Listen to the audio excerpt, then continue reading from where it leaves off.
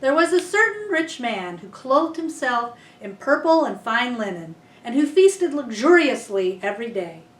At his gate lay a certain poor man named Lazarus, who was covered with sores. Lazarus longed to eat the crumbs that fell from the rich man's table. Instead, dogs would come and lick his sores. The poor man died and was carried by angels to Abraham's side. The rich man also died and was buried. While being tormented in the place of the dead, he looked up and saw Abraham at a distance with Lazarus at his side. He shouted, "Father Abraham, have mercy on me. Send Lazarus to dip the tip of his finger in water and cool my tongue, because I'm suffering in this flame." But Abraham said, "Child, remember that during your lifetime you received good things, whereas Lazarus received terrible things. Now Lazarus is being comforted, and you are in great pain. Moreover, a great crevasse has been fixed between us and you. Those who wish to cross over from here to you cannot, neither can anyone cross from there to us." The rich man said, "I beg you, Father, send Lazarus to my father's house. I have 5 brothers. He needs to warn them so that they don't come to this place of agony." Abraham replied, "They have Moses and the prophets. They must listen to them."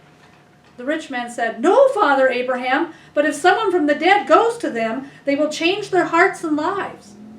Abraham said, "If they don't listen to Moses and the prophets, then neither will they be persuaded if someone rises from the dead." When I was 10 years old, Beauty and the Beast, the animated film, came out.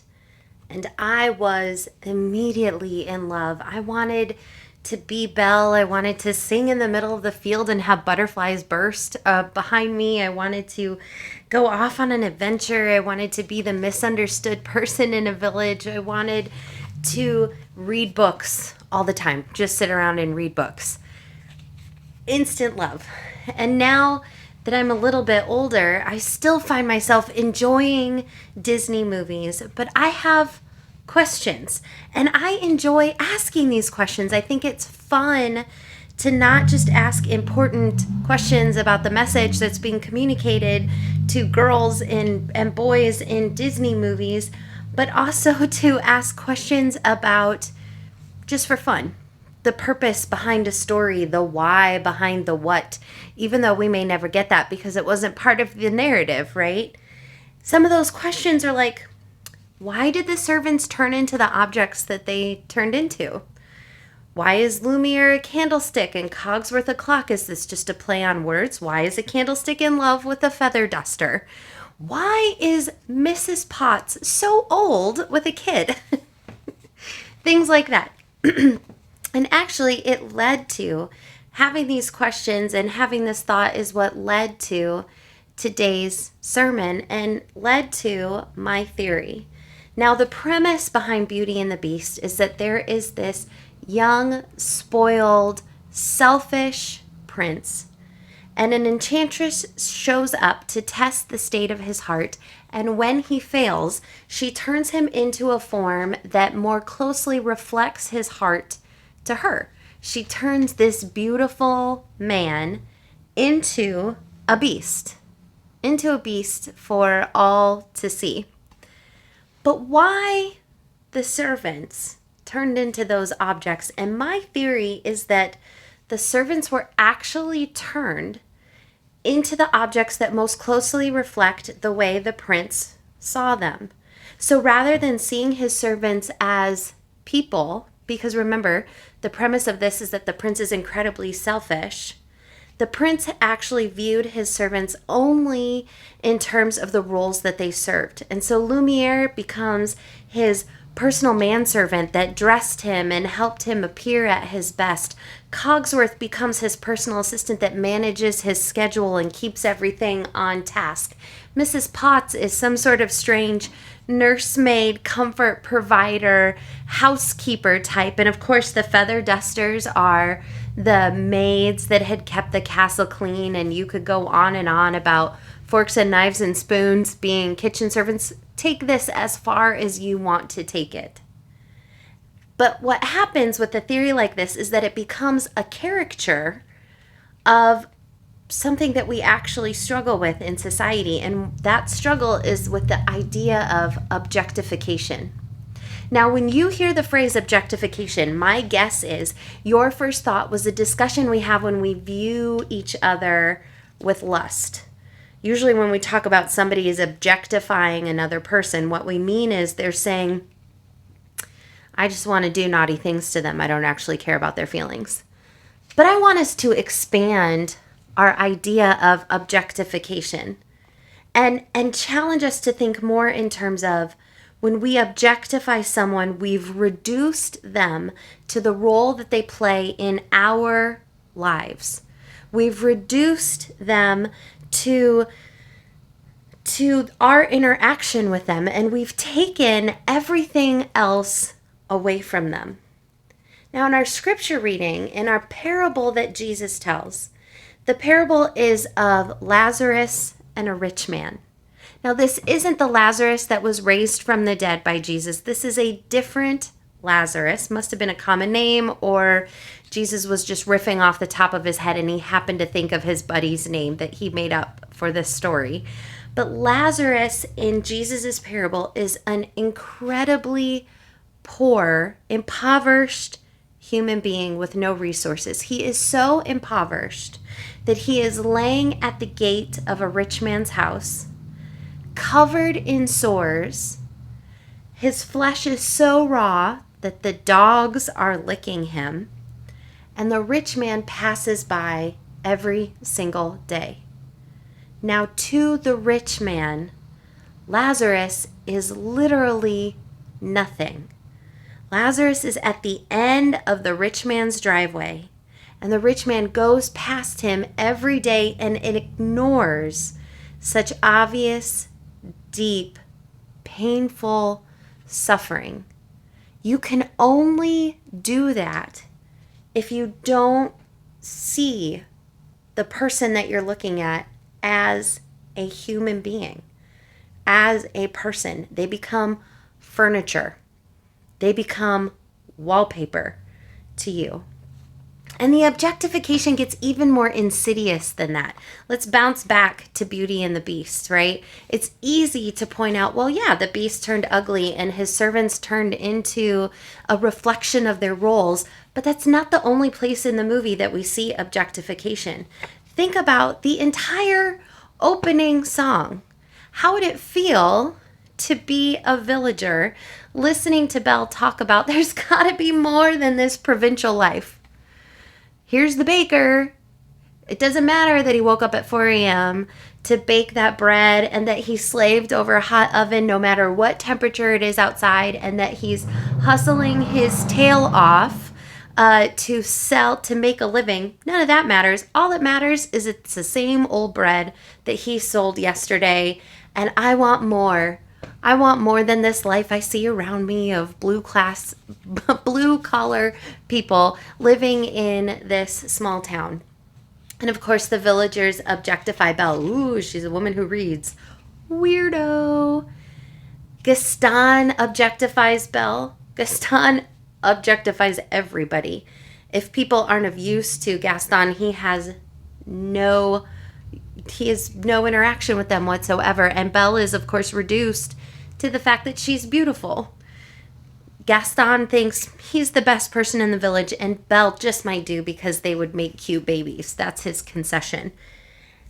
That might feel to you a little more like the objectification that we experience in our own lives. The people around us reduced to the roles that they play or the use that they could be to us. The person who serves me at the restaurant is only of value if they're good at their job. The checkout person at the grocery line is only appreciated by me if they do their job quickly and efficiently. The driver in front of me is only of value to me if they drive just slightly above the speed limit and don't cut me off, and please go through the yellow light, right? You can relate to these thoughts because you have probably had them. I do this 100 times a day, and it's awful. It's absolutely awful, and it's absolutely insidious in our lives that we reduce people. We reduce people we take them away from their humanity and their personhood, and we reduce them to the roles and the impact that they have on us as human beings. Now, there's a moment where there's a flip in Beauty and the Beast. And I hope you paid attention to it and you notice when the flip happens. The flip actually happens when there's a moment of mutual suffering accompanied with mutual help. And that's when Belle and the prince begin to see each other as more than the roles that they had been playing before. Back to that insidious objectification, did you notice that the very first day Belle is at the castle, within the first 10 minutes, the servants and the beast have gone, she might be the one to break the spell. And then this idea of, or this moment of mutual suffering and empathy happens. And the beast starts to develop genuine feelings for Belle. Legitimate feelings, so much so that ultimately we see him be willing to set her free, to put himself at risk in order to make her happy. That's the flip that happens for the beast from objectification of Belle as the one who might finally, relieve his suffering and help him get back to being his beautiful self, to somebody that he actually cares about.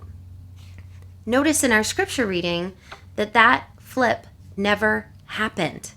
So Lazarus and the rich man both die, and they find themselves in this weird sort of afterlife where Lazarus is being comforted. He's with his ancestors.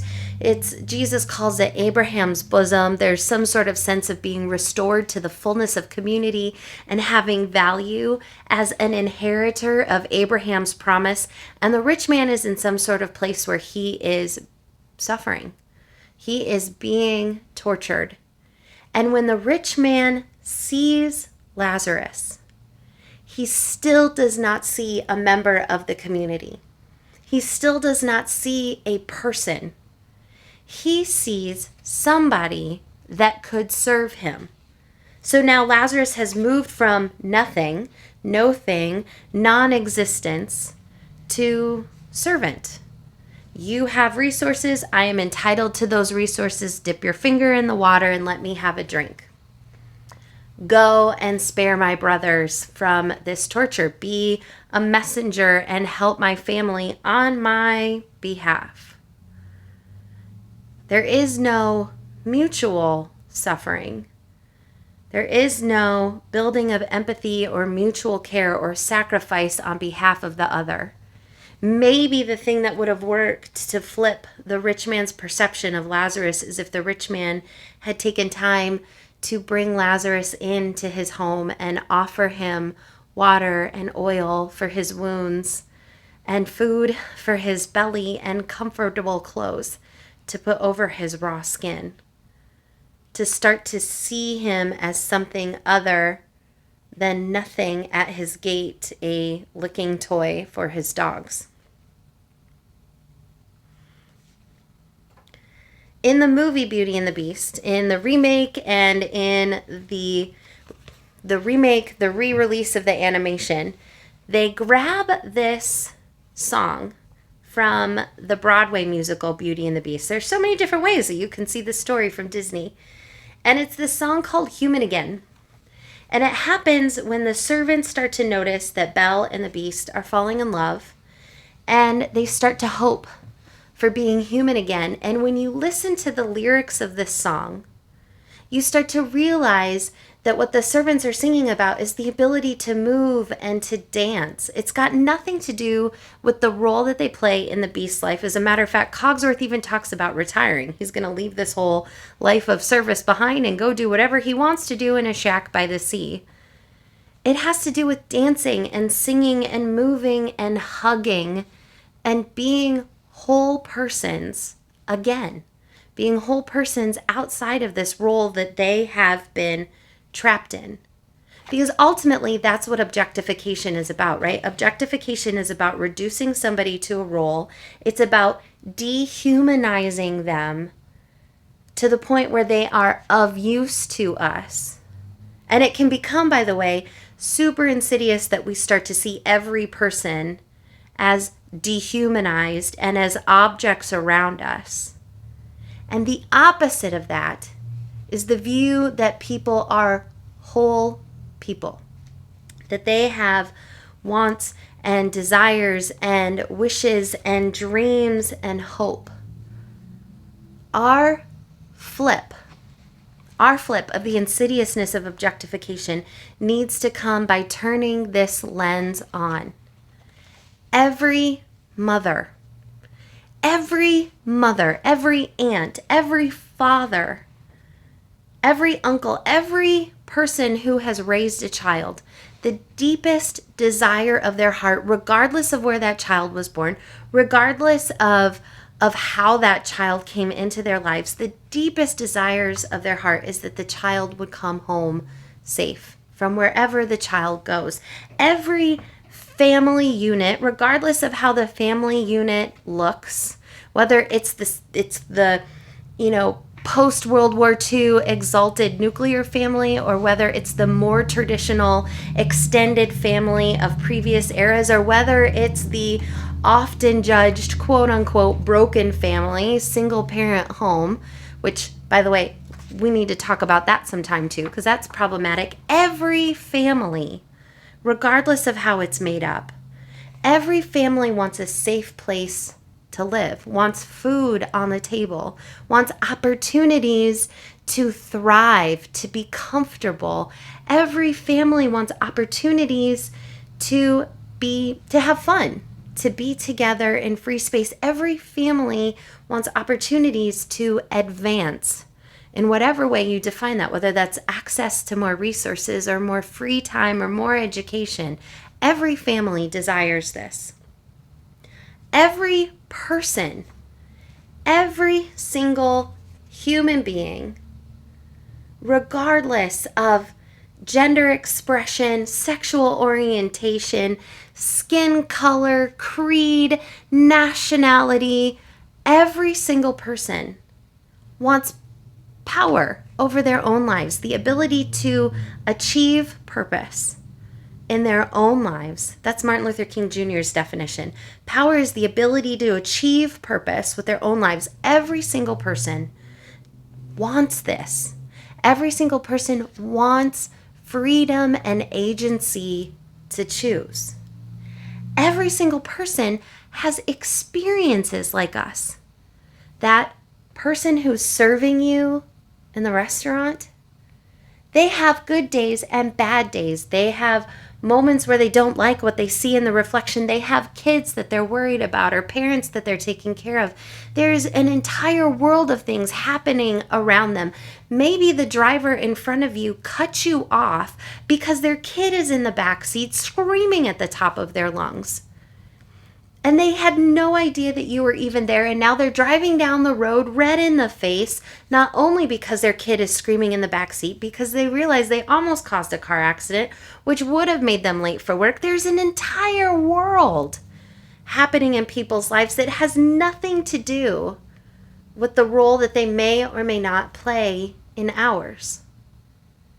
And the work of moving away from objectification, of moving away from dehumanizing people, is to hold in our minds that everything we want for ourselves, everything we ascribe to ourselves, all the excuses we make for ourselves because we're having a bad day, because circumstances were beyond our control, or every want that we have for our children, every desire that we have for our parents as they age, every longing that we have for relationship and connection, every person has those same feelings or something similar. And it is our call, it is our joy, it is our delight to look at every single person through that lens and to see whole people. Back to the movie. Notice what happens to the beast at the end, especially in the animated film. Once he starts Once his eyes are opened and he quits objectifying Belle and he starts to have real feelings for her, real true feelings, so much so that he sets her free at the expense to himself. Once that happens, notice that it starts to have an impact on how he sees everybody. So much so that when Gaston talks to him in fear in the middle of the fight scene, the beast is moved to mercy for this person that had been trying to hurt him, because he recognizes fear and pain in Gaston. Now, hopefully you watch the movie and you know how that actually ends, but the point is the beast's perception of Gaston. And notice that the servants are fully restored when the curse is broken, and that the prince is legitimately excited to see them as whole human beings again. Ceasing to objectify other people doesn't just set them free from our expectations on them. It also sets us free. The real cost of dehumanizing and objectifying people around us is that we ourselves are dehumanized and objectified.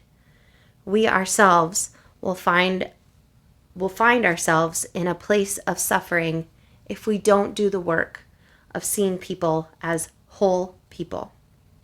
My prayer for all of us is that this tale as old as time would move us to see those around us, those we agree with, those we disagree with, those that look like us, those that don't look like us, those that think like us, those that don't, that we would see every single person around us as a human being worthy of all the things we feel we are worthy of, and that we would have the courage and the boldness to help assure the flourishing of those human beings. Amen.